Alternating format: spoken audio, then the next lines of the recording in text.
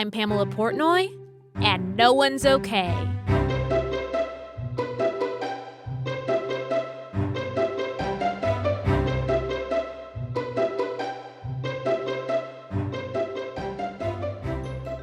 Welcome back to No One's Okay. I am back. I am here today with an actor, a producer. Her name is Kathryn Parma. Welcome, Anne. I feel myself blushing from an introduction. I'm like, oh my God, I'm she. She is me.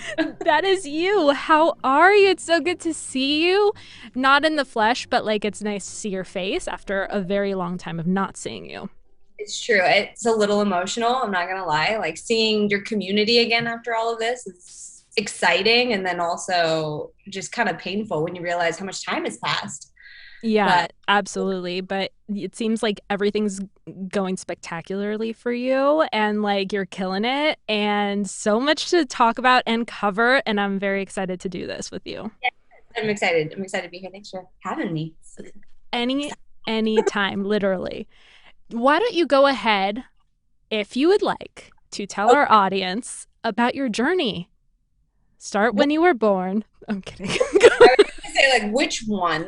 There's been several. But I guess I'll start just kind of like how I got here into the industry. I was born wanting to act and produce and create art. And so my mom always tells a story about when I was a little girl and I like went to the ballet and stood up in the middle of the Nutcracker and screamed, I want to be up there. And then she like had to pull me out. And then I was like running down the back to the stage door because I saw where the ballerinas were going in.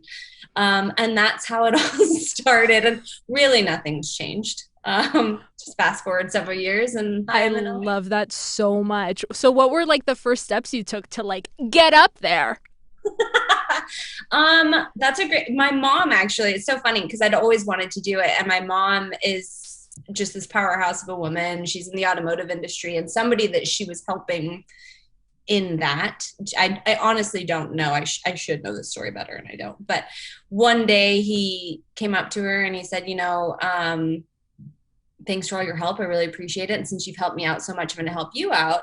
And he gave my mom the name of his agent. And then his agent met with me and she loved me and then started auditioning and booking and worked on Disney films and, all of the TV shows that filmed in Salt Lake, because that's where I was. My mom was a single mom and that was where family was to help us grow, not in a gang. And so then I started acting and all of those things. And as soon as I graduated high school, I moved to California, pursued acting here, and production's kind of fallen into it after that. How was it moving here as a teenager? It was hard. I think the first 6 months, I honestly thought I was going to die. Like those were the hardest. And I feel like anywhere, like that's what I tell somebody is your first 6 months are the most difficult. And if you can make it through that, you can make it through anything because you don't know anyone. You don't know where the grocery store is. You don't know how your day-to-day is going to look. And so, even this, quite honestly, this crazy pandemic, the first 6 months, I feel like if we could make it through that, we can do it for, unfortunately, I don't say that like we can do this for years, but it feels like that is the case, unfortunately. But, if you can make it through 6 months of moving somewhere, you can make it through anything. And so I'll never forget like crying on my apartment floor because I knew no one. And then the next day I was like, cool, I'm going to go get a job and figure it out. And I did. Amazing. So what would you say like were the first kind of real big steps forward that you made on your journey of like cementing your life here? I think it was kind of establishing a community. I think anywhere you go, no matter who you are, no matter what you do in any facet of life, I feel like you have to have a community, even if it's one person. Mm-hmm. Not that I think you should make a community out of one person. Nobody is ever going to be everything to you, but starting there and then just saying, as Shonda Rhimes always says, just say yes for a year of yes. saying yes to going to a thing that you would never normally go to, yes to weird dates online that you would never normally say yes to, which like I can't even tell you. Getting like, oh god, there's so many stories, Pamela.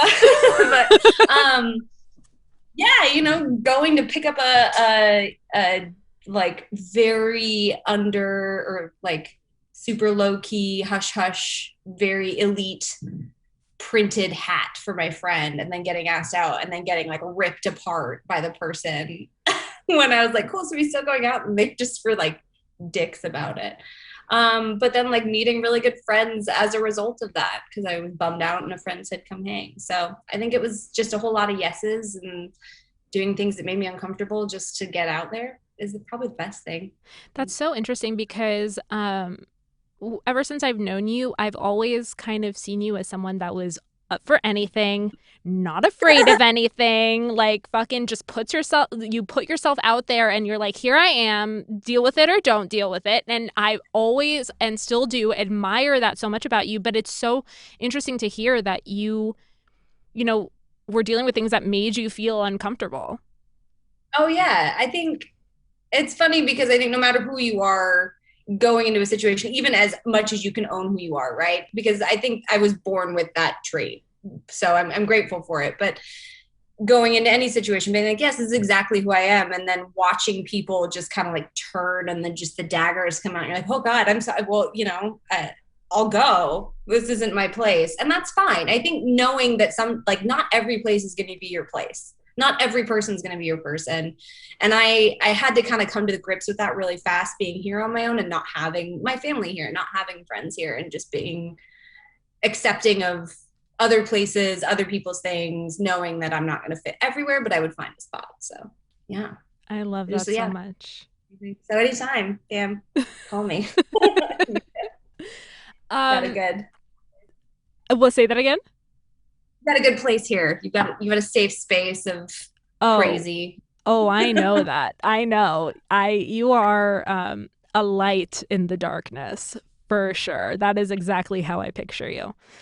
That's wonderful.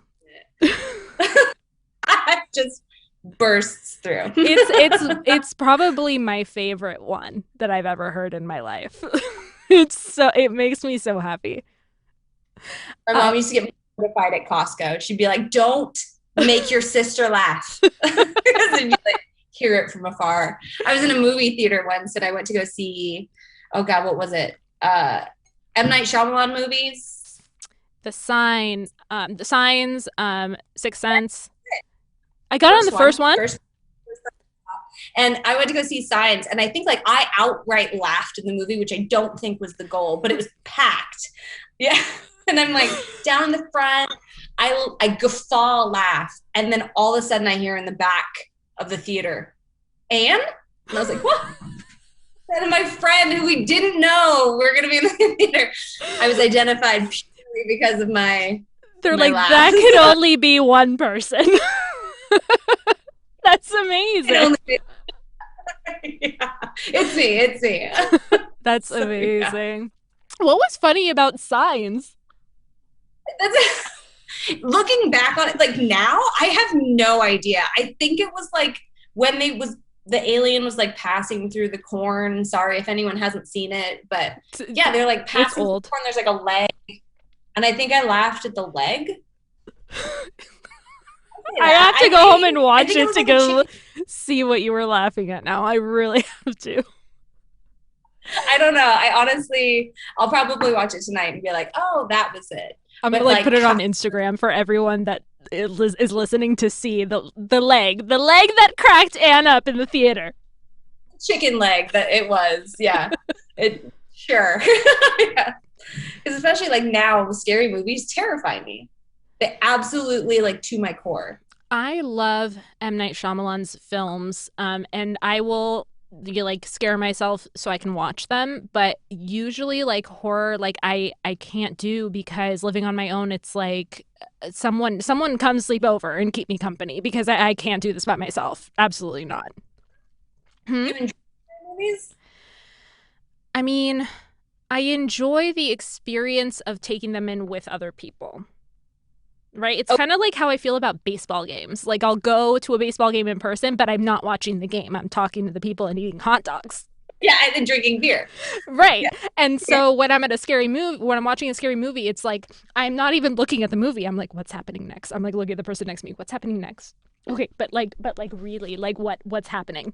And then I'm like grabbing onto them and like drinking, and it's a whole experience. Yeah, it is. It's fully, it's all your senses just engaged in one thing. Like, 100%. What was like the movie that freaked you out the most?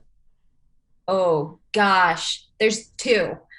Um, the first one that ever did it was, I mean, aside from like, the standards of Alien and Chucky and all that, but like the one that is burned in my memory as a horrifying experience is The Exorcist. Ooh, okay. Yeah, yeah, yeah. I don't think I've watched the whole in its entirety, but please. Yeah, it's gnarly. And then there's all of the stories that go with it. And like if you don't know about the stories, just go look them up. I don't want to talk about them. I'm superstitious that way, but um, I I remember watching it and the movie kept getting stuck on one spot.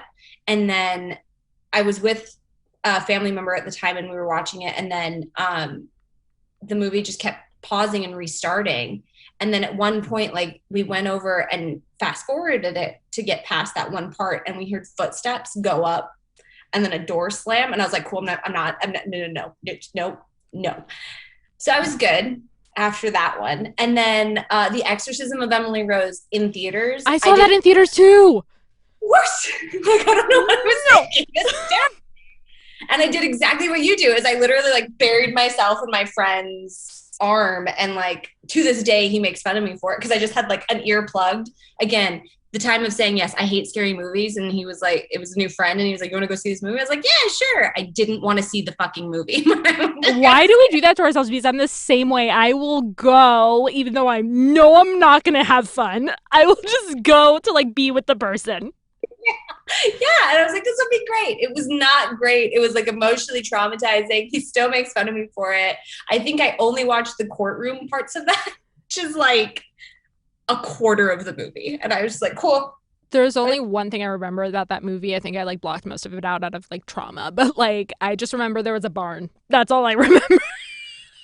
Yeah, the barn. I just remember like a priest in a courtroom. That's all I have.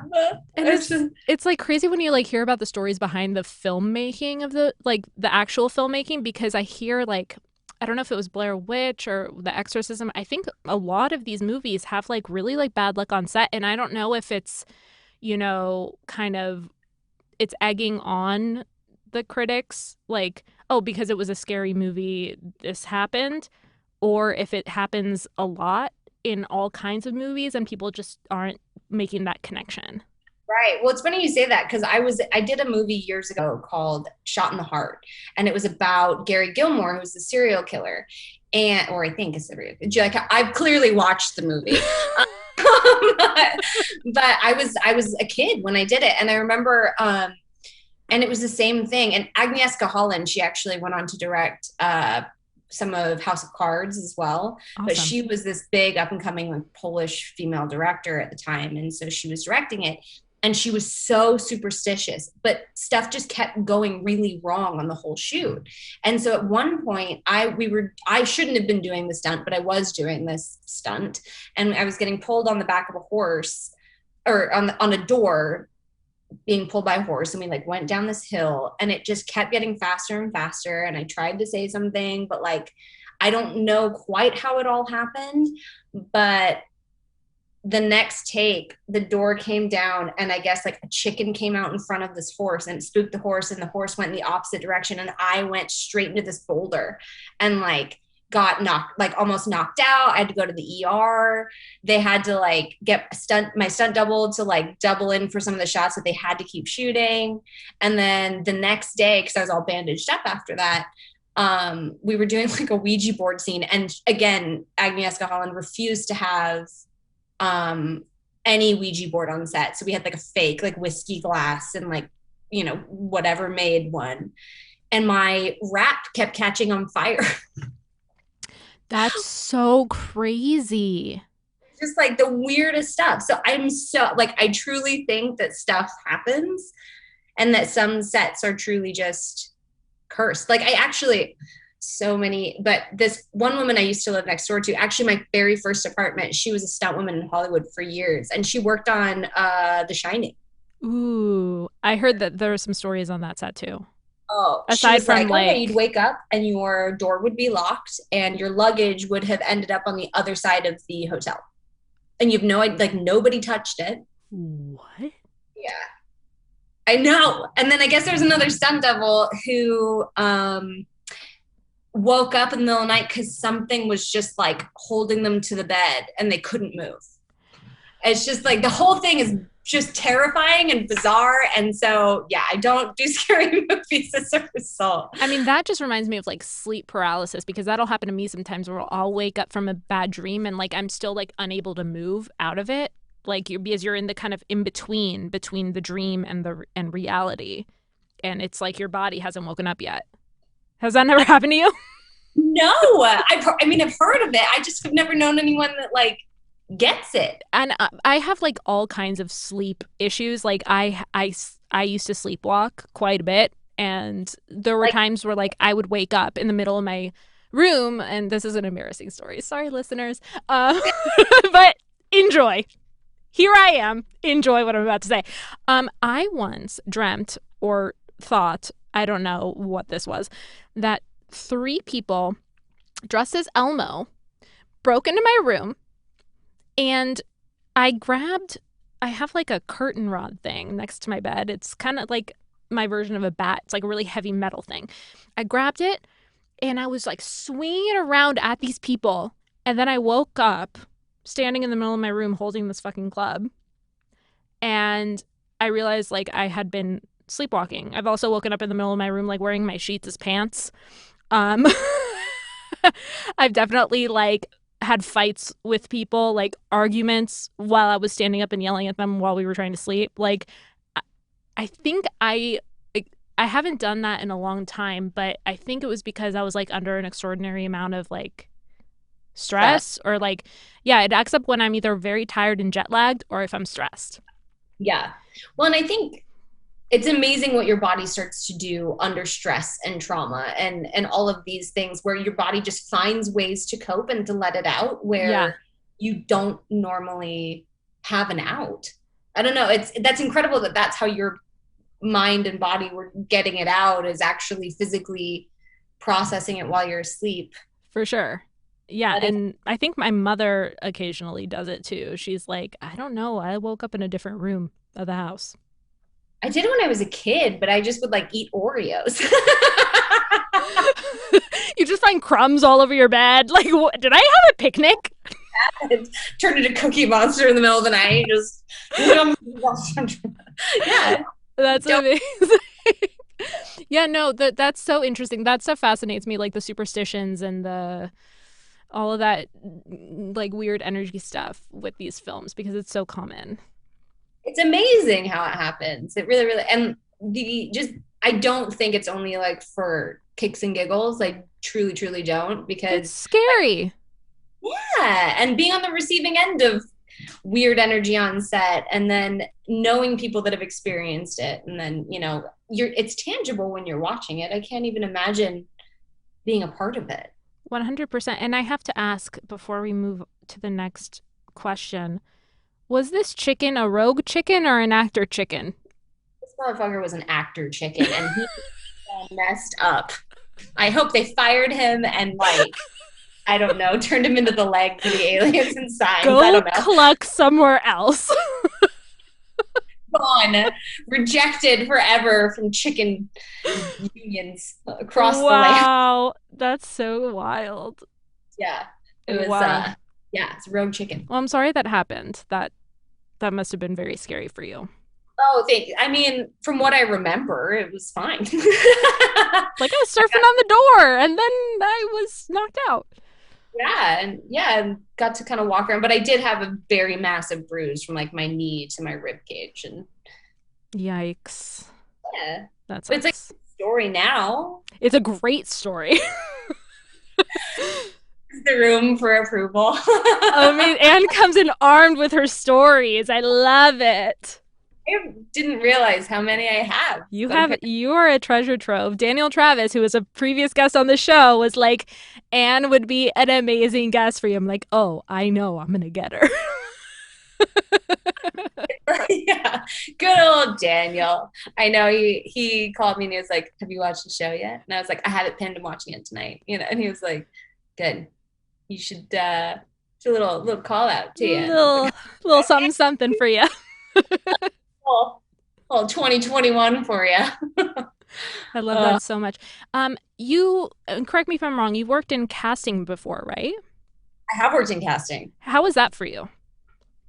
It was fascinating. I think being on, from the actor side and coming at it also from a producer side and then stepping in a casting thing, role, shoe, however you want to put it, it is mind blowing how much you truly, truly want somebody to just do well. Like you really want them to come in the room and be great. Yeah. Um, so I learned a lot that way. And then also sometimes like you're just not the right person, and it's nothing against you. It's nothing to say that you can't make an impression and do your best work, even hands down knowing that you're wrong or the casting director knows you're wrong but wants to see you. You do remember those people. They stick out. And I mean, I'm actually helping a friend cast a project in New York right now, and she has sent me a couple pics of trying to figure out, chemistry read wise, who's great and who's not. And but there's people that I remember from the first round of auditions. They're not even there for the callbacks anymore, but I was like, gosh, they were great. They need to do something. They're just amazing. So yeah, I think that was a very enlightening thing. And then also realizing that sometimes the best actor doesn't necessarily get it. Interesting. Is it because they're just more of a match for what the character is? Yeah, there's sometimes somebody that just walks in and they just are that person. And it's not because they've made better choices or anything. It's like, look, they just embody this role and we can work with them to get them to where we need them to be. Or it's even something as simple as you get there and then it truly is, well, the director has a friend or their cousin really wants to read for it. And then For you sure. could be Meryl Streep and just you're not the director's cousin. I mean, so many actors that are like A-listers still audition. You Yeah. know? And who was it? It was Lisa Kudrow, that she would still take classes even through friends. She was still actively engaging in the craft. And I think auditioning is still very much the same. It's an active participation in the process. And it's a fascinating one because there is that rush that you get. There is this energy. And I think from all sides, from a casting standpoint, from an actor standpoint, from a director, producer standpoint, where you really just something starts to come to life and the magic starts then. And Yeah. you want to see this project kind of blossom and come to life. And that is the first steps of that happening. So I think Yeah. it's a vital part. I would hate to see auditions and especially in-person auditions go away because there is just some magic to that you can't zoom, I not that there's agree. magic. I love the opportunity, not gonna lie, and I'm not ashamed of it. I love the opportunity to be able to do the thing several times, before and like control what I send in. Really? I do. I'm ashamed to say it, but I do. Like, I think I don't know if it's because it's just like so much to take in sensorially. Is that a word? Sensorially. When I walk into And the you room, that I'm like taking all these things in that it's hard for me to like block out everything that's going on and do it in one fell swoop in the room. Mm. And I think I shouldn't be proud to say that, but it's the truth. And I think like it's different than when you're setting it up and like creating whatever you need to create on tape and then sending in the product that you're happy with. And I think it's also different from being on set where like the environment is sort of created for you. And you, if you're lucky, do get to rehearse with your partner and you kind of get a feel for I don't know, that's my opinion. But I wish I was like, oh yeah, like in person. Fuck yeah. Like I want that. I just don't I don't know. Like that, yes, in person. Like, God, I don't know. Great. It's in person. I love it. No, and I get that though, but I do think, and maybe as like a challenge for what I've seen on the other side of it too, and even seeing self tapes, right? You are so lovely and charming, Pamela. Like, you know this. You're You gonna are. make me blush. Thank you. And so, You just made me growl. Take the wine and shut up, Pam. but there is this really wonderful energy and charm to you that I wonder, and I'm not saying this is accurate, but I do wonder if when you've given this tape that you feel is the best, is it because the actor Pamela has decided what you think it should look like, or the living, breathing charm and energy and life that you have and bring to things in and of themselves are there? God damn it, Anne. I'm just wondering. Just a question. You're just making all these excellent points, and I have to rethink my whole philosophy.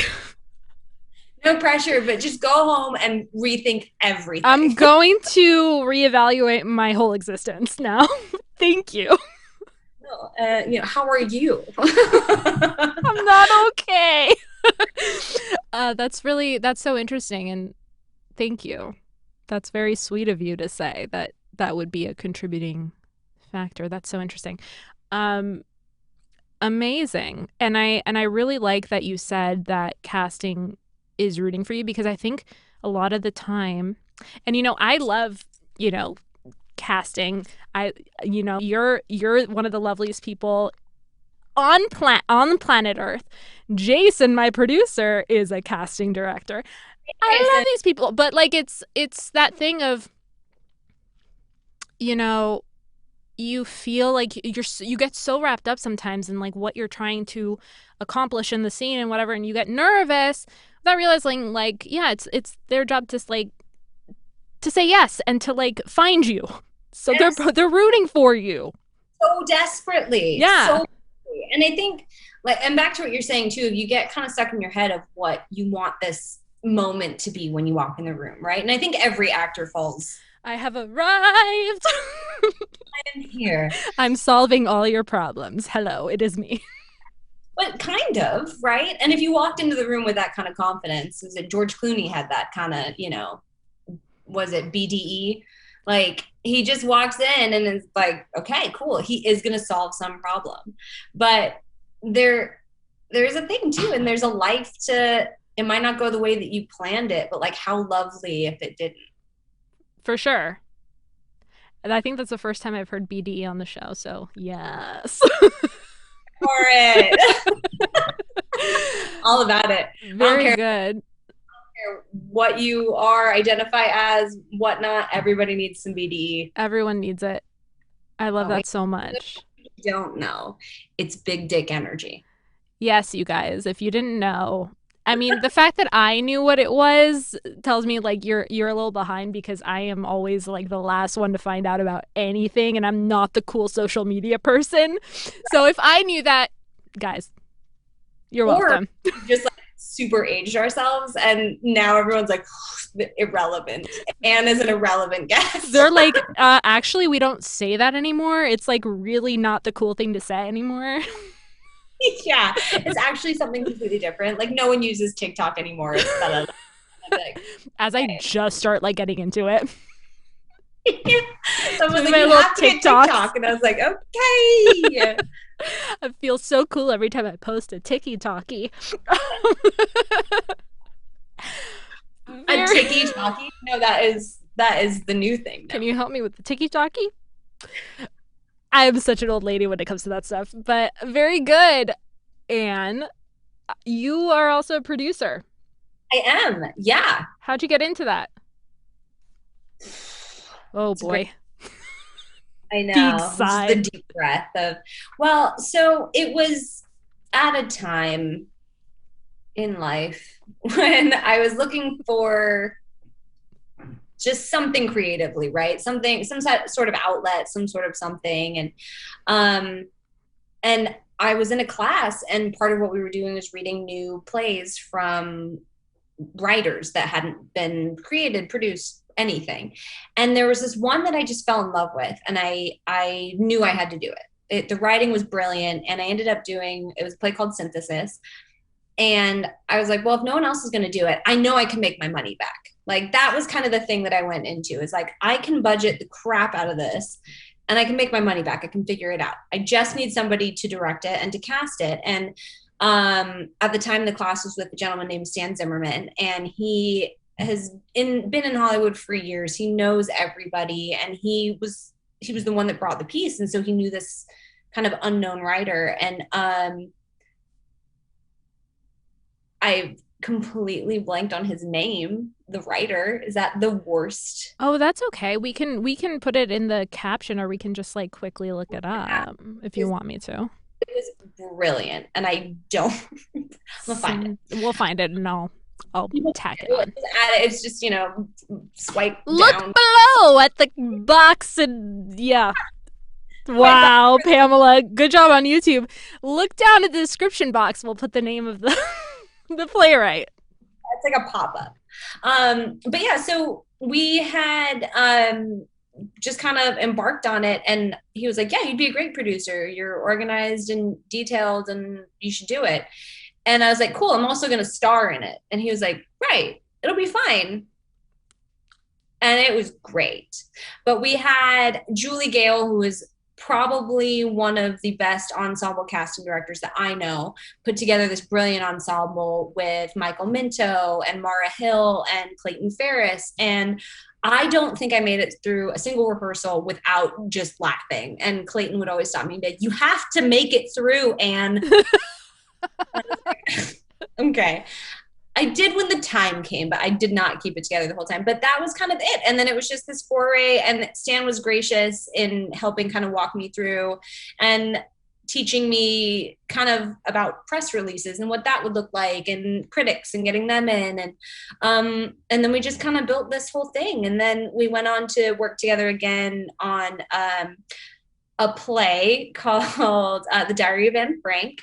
And Stan and I were talking because we wanted to work together again, and we had come up, kind of brainstorming ideas. And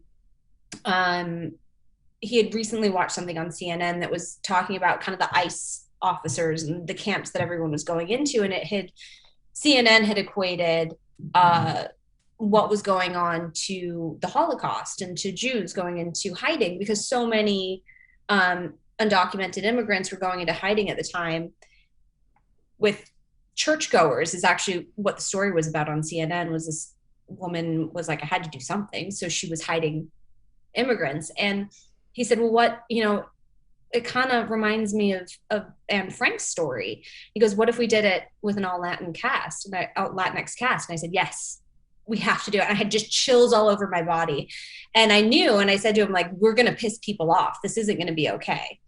And he just didn't understand why, because he just has this open heart and wants to think the best of everybody. And I had this gut-wrenching feeling, and I'll never forget, put out the press release and my phone blew up. I had everything under the sun. The Drudge got it. Then it was Deadline Hollywood, and then it went national and then international. And I had death threats. We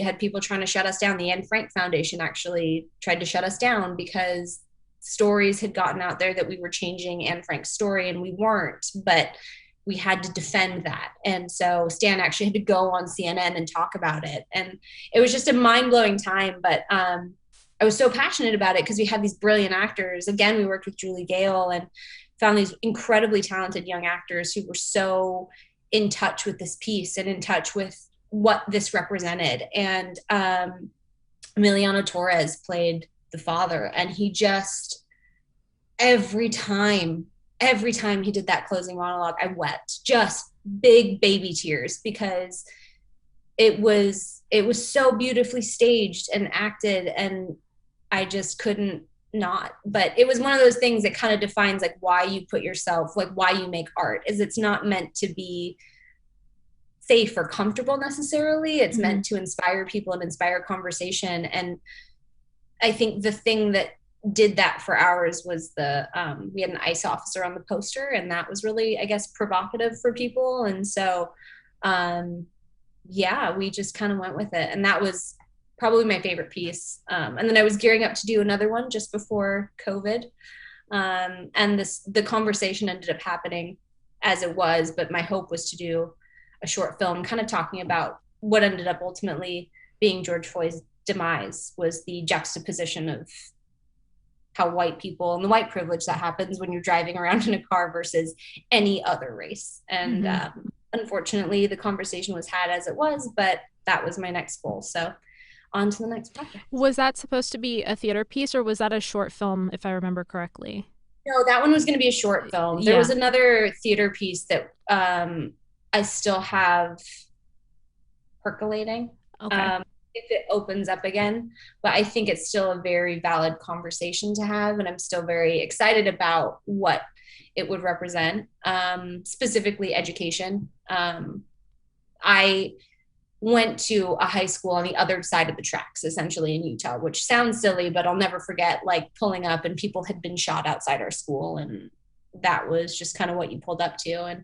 And my brothers are half Salvadorian, and the difference, because me being a white person of privilege going into school and my educational opportunities were very different from what my brothers experienced. And my brothers had a white mother to be their advocate, and people would listen mostly, right? More than others would. And so there's a huge story that needs to be talked about and a huge opportunity that's there. And it's privileged, able-bodied people versus, not versus, but in contrast to anyone else. And that's the next story I kind of want to talk about. So it seems that you're really drawn to very emotionally charged, very important, social issue projects. Yeah, I think so. I mean, I am a blonde-haired, blue-eyed woman. I am pale as all get out. And I have an obligation. I do. And I think anybody who has any position of privilege or safety has an obligation to help defend and elevate those that don't, and give them a platform. I'm so passionate about that and always have been. And quite honestly, I learned it from my mom. My mom sued a school district in order to get my brothers not listed as ESL based on the last name and color of their skin. So it's a fight that is ongoing. We all know that. It's a thing that needs to be talked about. And if I can use my voice or anything about what I have to help somebody that doesn't, I'll do that all day long. I don't care if it puts me in danger. I would just rather give light to things that need it. That's beautiful and inspiring, and that's something that I've been thinking about a lot lately in projects that I'm thinking about taking on soon. And yeah, how do you deal with that fear? You just said that you don't care if you're in danger, but you said that you experienced like death threats and things after the Diary of Anne Frank. Yeah. How did you deal with that? I had to breathe. I also had to recognize that it's a lot of something that it's making other people uncomfortable because they haven't had to embrace it, or a lot of times people would argue that it wasn't happening because it wasn't happening to them, so therefore it wasn't real and that it couldn't be happening, right? Like, it's not, for best example, Anne Frank wasn't similar to ICE officers and people going into hiding because they're being, sent into these camps, and their children are being ripped from their arms and sent into their own camps. And that is a thing that I don't know what it is, but I think when you're in that position, there's a part of you that goes, well, this is bigger than me. And I'm not saying I'm that noble. I'm not saying I deserve anything other than a chance to be heard, to give other people a platform. But I know that there are people there to protect you. There are people there that will be on your side. There are people there that will root for you. But it has to come from a place of love. And so I think that was where we kind of started. And that was the only way I could deal with the fear, was that I was coming from a place of love and genuine wanting to explain a story that some people might not fully understand, or draw a connection to something that hadn't been considered. And so I think I just kind of buried it and then knew that it was something that needed to be done. You find that place. I think that's great advice. I think that's, I struggle with that a lot, you know, a little bit of, a little bit of the fear that comes with having something to say. And you can say anything, and someone out there somewhere will find something negative to say about it. And that's the only problem that I have is I am responsible for what I say. And if I can stand behind what I say and I feel like I came from the best place with it, I feel like sometimes that's all you can really do. I think genuinely it is. And I think knowing too that you have to be humble, right? You have to understand that you're not going to have the answers. I'm not going to have the answers for something that doesn't have anything to do with what my world has always been. But I can have some answers for the world that I've experienced. And that's where those people come from, is they're angry because it challenges their world. That's always what it is, right? Is it's a challenge to what they know. And to ask somebody to fundamentally examine what they know and how they live, because it's kind of what it is, especially the difficult questions, right? The things that really have to be asked, the things that really need to be addressed and answered.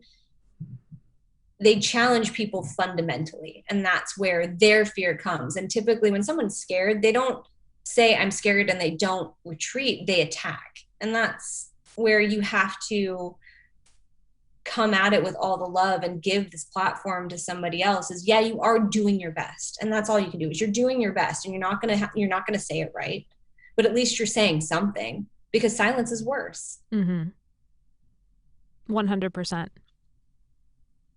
I fucking love this. I fucking love this, Anne.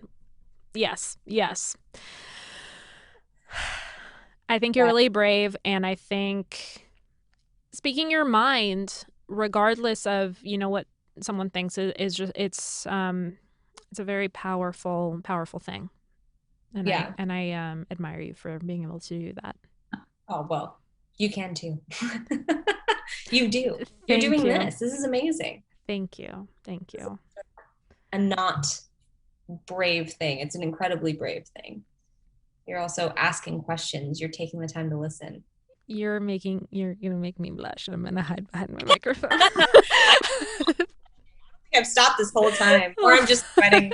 It can also be that. We're in it together. I'm a little warm too. It's okay. We just both stand like this. Sit like this. We are the chicken in front of the horse.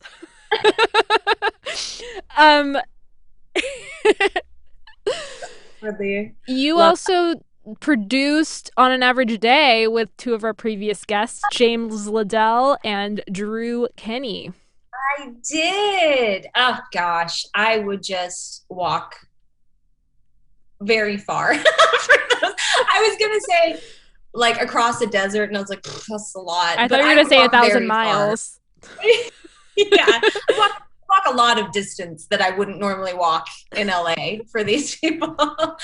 But I love them, and Drew had talked about it too. It was a passion project for him, and of really wanting to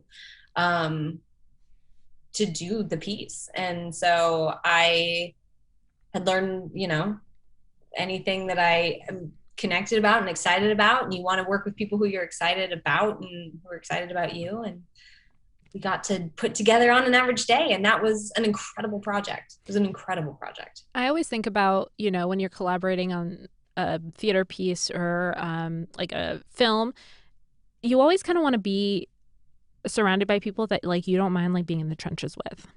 Like the people that like it's 3 a.m, everyone's fucking tired, everyone's fucking annoyed, but you still choose them and you're still having fun with them. Yeah, you have to find people that can compartmentalize that. Like, it's a true talent to be like, cool, this sucks. we're looking at this and what's in this container here. This sucks. My compartment sucks. Cool. You know that? Great. Good. Fuck Glad that. we all are on the same page. Yeah. But like you get those people. Otherwise you're like, oh God, this sucks. And stupid project. And then everyone leaves. So no one wants to work on that. Amazing. It was a blast working on that with them. They did incredible things with that. And it was a joy to watch. It really was, and I sat in on like so many of the rehearsals and more than one of the performances, and I just loved how it evolved and became what it became, and it was just really beautiful. And you guys all did a wonderful job on that. Well, thank you. Thank you. It was a joy to be a part of. And I think one thing that I so appreciate from Drew is I remember him calling me up and he was like, look, I trust you. So I'm just going to hand you this and you just tell me what I need to do. And boy, that man is one of the hardest workers out there. And he is so on it. And I just love that about him. 100%. He's such a badass. Work, fucking call me anytime. I will do the thing. Hell yeah. But he was a joy. Loved him. Amazing. Love him. Yeah. Yes. And we miss you very much, by the way. Oh, I miss you guys so much. Oh my gosh, my heart just hurts. I would be remiss if I didn't ask you some actor questions as well. Oh no. Okay. Am I still all red? Am I red? You're a perfect shade of pinky flesh. I don't know. That was a really creepy way of saying it. Like the biggest Silence of Lambs thing you could have ever said to me. I am so creepy right now. You're perfect pinky flesh. Look at your pinky flesh. Wow. And whenever there's an accent that I have to work on for an audition, yeah, you're the first person I think about, because I'll never forget this conversation I had with you. I think I asked you, and correct me if I'm wrong, I asked you, how do you just grab these accents and just spit them out just like so quickly and beautifully? Like, you're just amazing with accents every time I've seen you perform. And I think when I asked you this very convoluted, creepy question, you said something to the effect of, oh, I just I'll figure out the cadence. I'll figure out the cadence and then I'll just match the cadence. And then the rest just comes along. And so you're like, oh yeah, just like one or two sentences, the cadence. And I'm like, I was shocked by your just talent for accents. So like, do you have any tips and tricks for people that like are looking to I don't know, pick up a fun new accent? Yeah, I mean, I still stand by that. I think there's 100% a cadence to any accent, no matter who it is. There's a way that someone gets through a sentence, and it's like music. So if you can think about it like music and just kind of almost tune out the words, there's emphasis on certain parts of a sentence. There's emphasis on certain parts of a word. I know this is silent. There are, but I'm standing by that, and then I love it so much. Also, I'm gonna, but then I would say too, like interviews, I would scour YouTube. I think one of the harder ones that I've ever had to work on was a Liverpudlian accent, or Liverpool, mm-hmm. And it's Liverpudlian.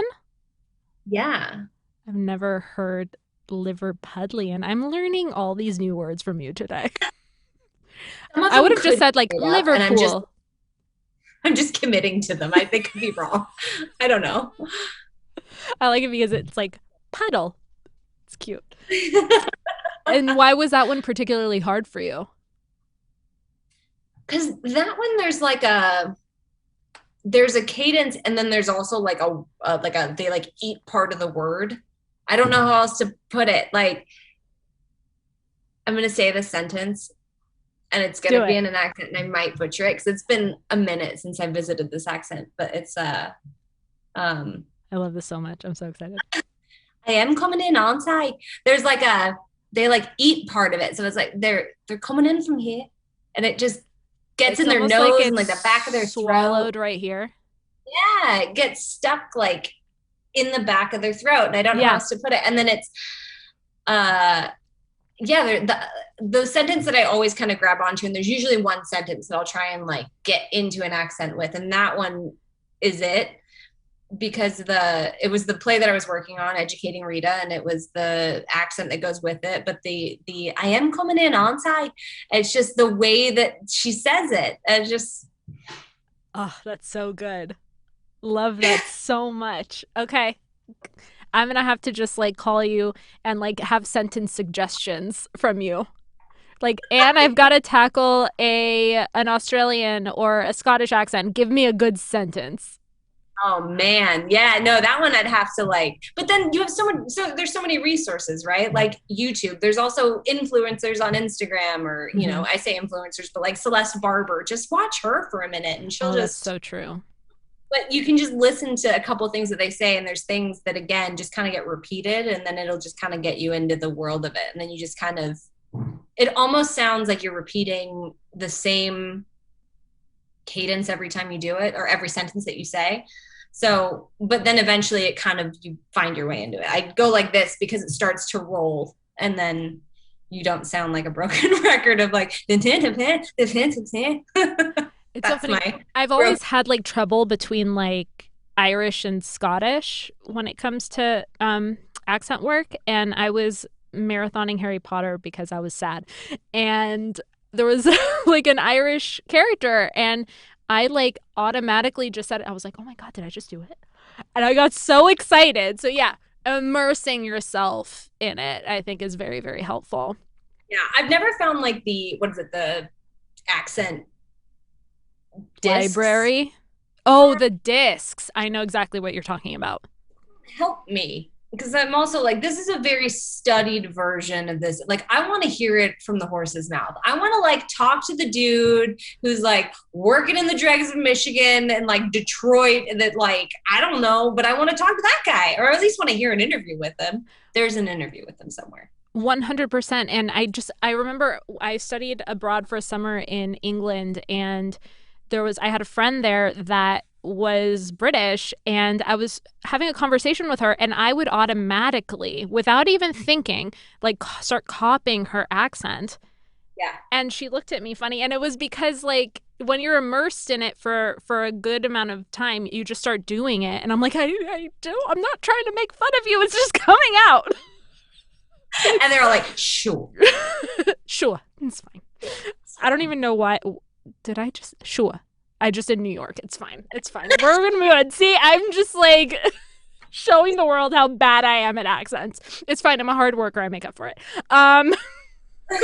Seriously, hard work, trust, any day. I love it. Beautiful. But I think you're much better at accents than you give yourself credit for. I have a question for you. Yes.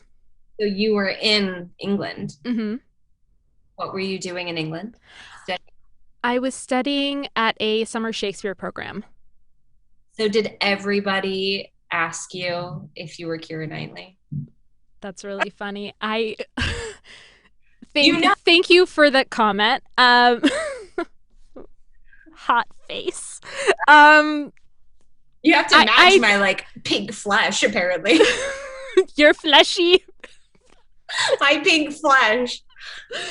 I am so creepy. Wow. Yes. I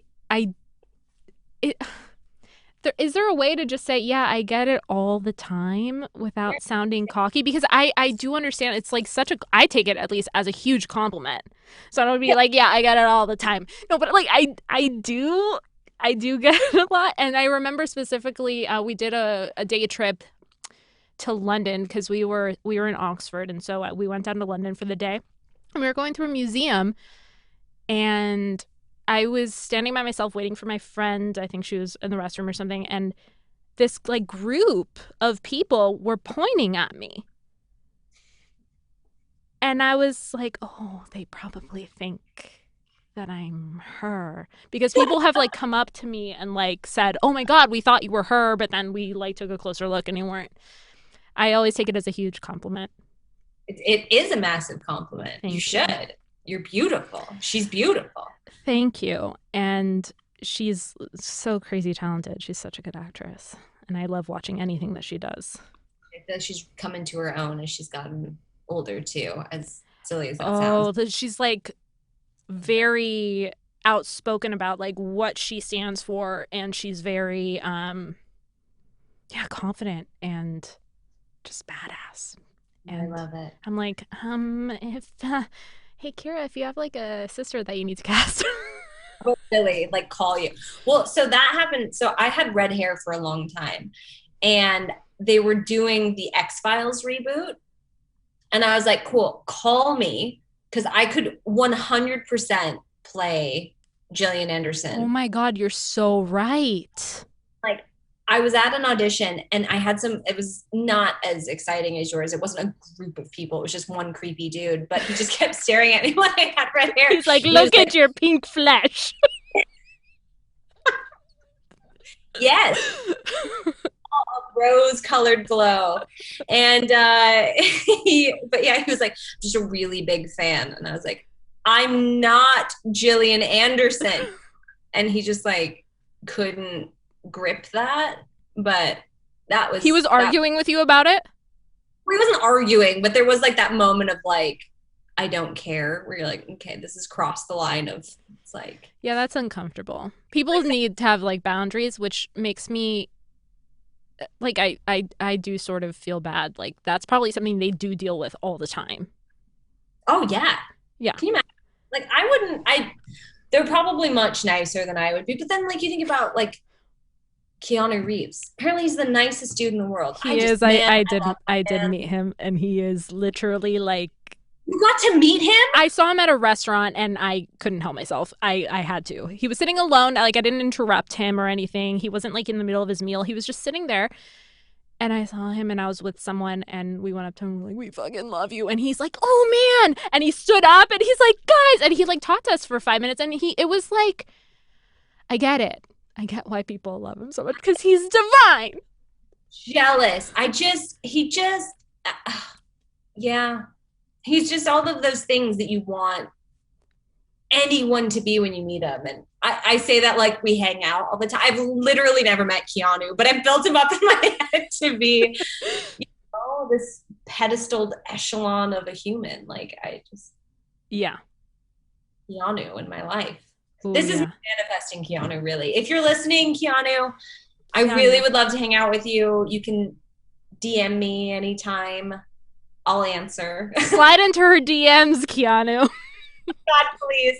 I can't even express to you what would happen to my body. Like, I don't know if I'd pee myself, if I'd collapse. Like, I honestly don't know. I might start weeping. Like, I can't wait for that call when you do meet him because I know it probably will happen. You're going to be like, Pam, it happened. I became a Liverpudlian puddle on the floor. I'm honestly like, I don't know if you can see this. I'm weeping. There's tears in here. I'm weeping, just thinking about meeting Keanu. Wow. It's going to happen. It's going to happen. And I look forward to that. I'll call you first. You have my word. I will call you first. You better. Thank you. Anne, are you ready for our next segment called Silly Questions to Take Super Seriously? Yes. Oh. Yes, I am. Actually, my back cracked when I did that stretch. That was good. All right. Anne. Oops, I'm sweating into my chair. I know. There's a puddle. Sorry, Jason. He's probably like, why is the chair moist? Sorry for everyone that hates the word moist. Anyway. People hate that? Oh, yeah. Really? I said it the other day. I'm forgetting the context, but someone was like, Why? I think it gives them the heebie-jeebies. I don't know how else to explain it. Like, it's one of those words. Like, for me, one of those words is panties. I don't enjoy that word. But what if like what if I don't know. My mind went a whole other route because doesn't like at Ruth's Chris or whatever it is, like don't they tell you to like sexualize steaks? So then Who's like telling as a server, people to sexualize the steaks? They do. I knew someone that worked at Ruth's Chris and he was like, oh yeah, they told us to like use like sensual words. And then I was like, what if somebody like threw that that I didn't know how to connect panties and steaks, not snakes. I'm never going to look at a piece of meat the same way ever again. Ever. Amazing. Very good. You learn something new every day. Moving on. Okay. Silly questions to take seriously. I actually have to take them seriously? Yeah. Okay. Anne, you're looking at your call sheet. You realize it's an overnight shoot. What do you bring? What are the tips? How do you get through this?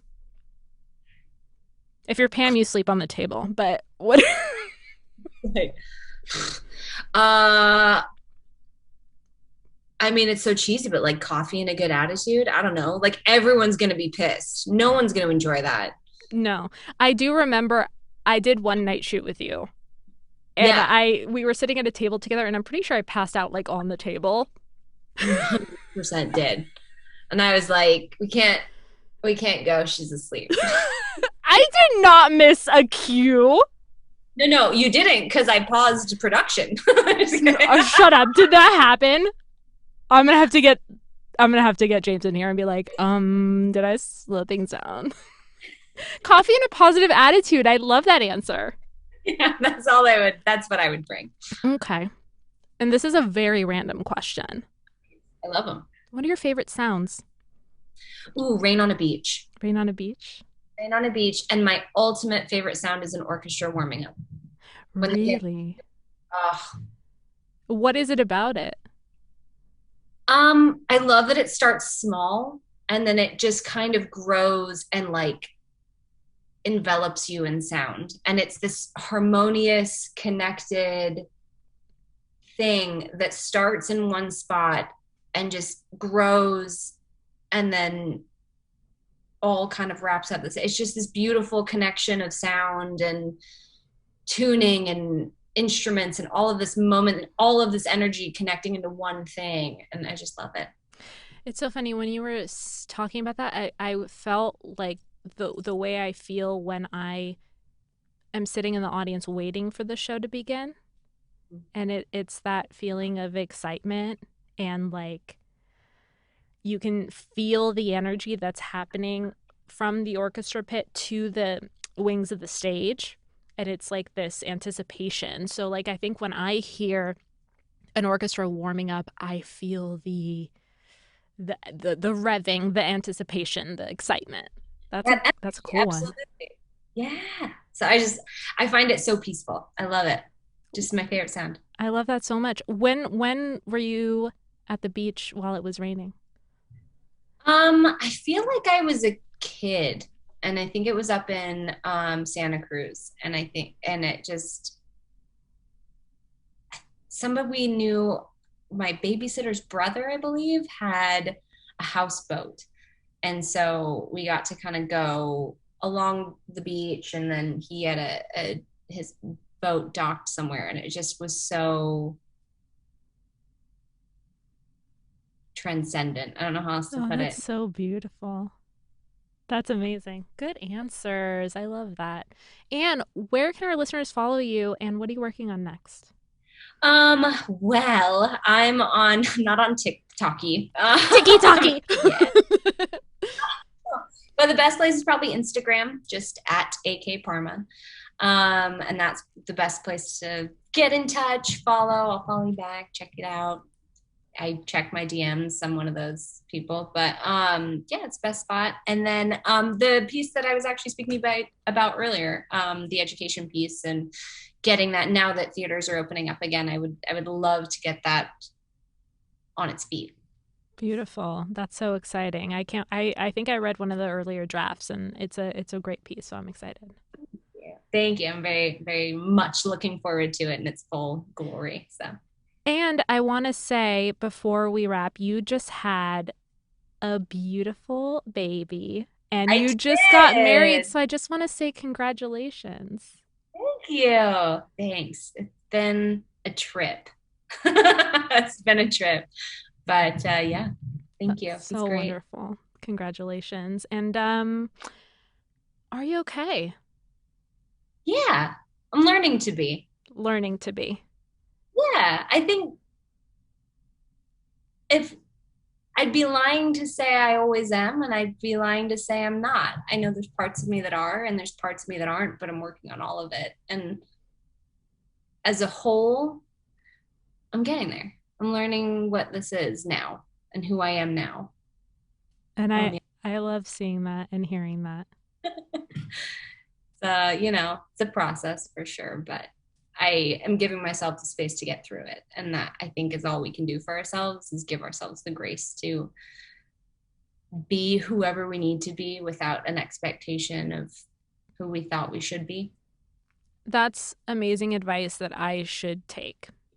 And I think a lot of people should take, because it's very easy to just beat up on yourself and be hard on yourself. This is what I should be doing. I'm not doing this thing today. Why am I being this way when I should be? Like, cut that out. We're going through extraordinary circumstances right now. Right. And I was reading something where Indigenous people believe that we live just as nature does, right? There's no expectation. Being alive in and of itself is beautiful. And if we could only look at it like the way we look at a tree growing or a flower blooming or any of that, that we ourselves are doing the same thing and giving ourselves space to, lose a leaf, to let go of our leaves for one season and grow new ones. That's fine. Or stretch them out. Yeah, it takes that. It does. That's beautiful. Thank you so much for joining me on the show, Anne. You are amazing, and it was so wonderful to see you.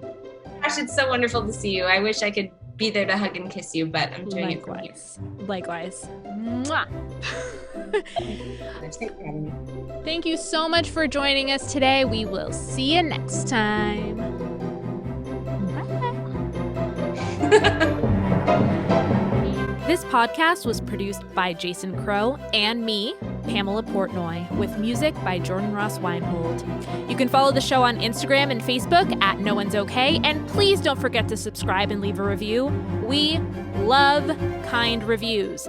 No One's Okay is also on YouTube, so if you want to see our faces, please subscribe to our channel. An extra special thank you goes out to Sean Moore, Claire Palmer, Jackson Palmer, Tiffany Haymoff, and Alexa Marie Anderson. This podcast was recorded at Soundworks Studios. Thank you so much for listening. See you next time.